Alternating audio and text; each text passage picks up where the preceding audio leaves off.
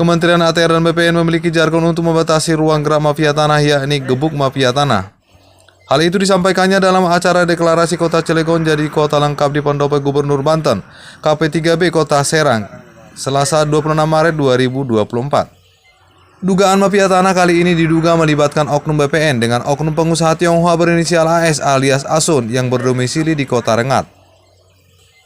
Asun diduga berusaha menyerobot lahan milik salah satu oknum TNI atas nama Priyayong yang ada di wilayah Jalan Lintas Rengat, Kelurahan Pematang Reba, Kecamatan Rengat Barat, Indragiri Hulu Riau, 6 Juni 2024. Sebutan Raja Tanah dan diduga menjadi dalang terjadinya mafia tanah di wilayah Kabupaten Indragiri Hulu Riau.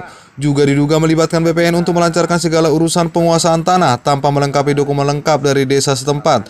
Dan diketahui hanya menggunakan akte notaris, surat tanah atas nama Masjen, beretnis Tionghoa. Priyayong mengatakan selama ini ia merasa diintimidasi oleh Asun agar tanah miliknya berukuran 25 kali 190 meter dikuasai. Ia mengaku tanahnya dibeli secara kontan dengan harga 450 juta dari M. Soleh. Sebagai anggota TNI di wilayah Indragiri Hulu Riau, Priyayong berjanji akan mempertahankan tanah miliknya dengan secara hukum yang berlaku, hingga mempertaruhkan nyawanya dengan data lengkap yang ia punya tahun 1982. Sedangkan Asun hanya bermodalkan sertifikat tahun 1995. Sesuai hukum Undang-Undang Nomor 391 Undang-Undang 1/2023 dalam KUHP tindak pidana pemalsuan surat. Setiap orang yang membuat secara tidak benar atau memalsukan surat yang dapat menimbulkan suatu hak, perikatan atau yang peruntukan sebagai bukti dari suatu hal dengan maksud untuk menggunakan atau meminta orang lain menggunakan seolah-olah isinya benar atau tidak palsu. Jika penggunaan surat tersebut dapat menimbulkan kerugian, dipidana dengan memalsukan surat dengan pidana penjara paling lama 6 tahun atau pidana denda paling banyak kategori 6. Ini lahan saya beli dengan Muhammad Soleh seluas 25 kali 190. Jadi begitu saya bersihkan lahan ini bang, ya tiba-tiba ada saudara Rizky Aprijal suruhan Asun mengatakan bahwa di sini sudah ada terbit sertifikat atas nama Mas Jan. Jadi saya dibilang menyerobot lahan ini, padahal saya kan membeli. Jadi Asun ini melapor ke sana sini, mau intimidasi saya lah bang, begitulah bang kira-kira. Intimidasi dan supaya saya tidak bisa menguasai lahan ini supaya dia yang punya gitulah bang. Dia membawakan sertifikat bang, atas nama sertifikat itu atas nama Mas Jan.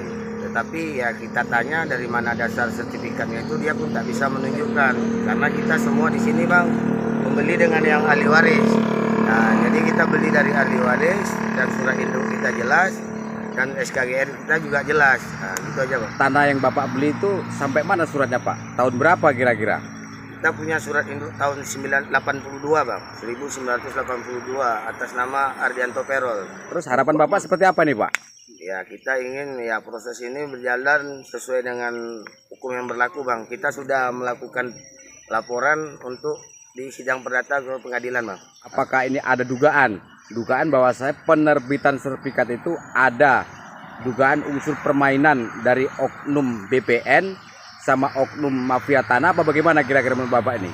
Ya, kalau menurut saya begitu, Bang, karena BPN menerbitkan surat ya tanpa dasar, tanpa yang jelas dan memploting suka-suka dia, Bang. Kan gitu kan?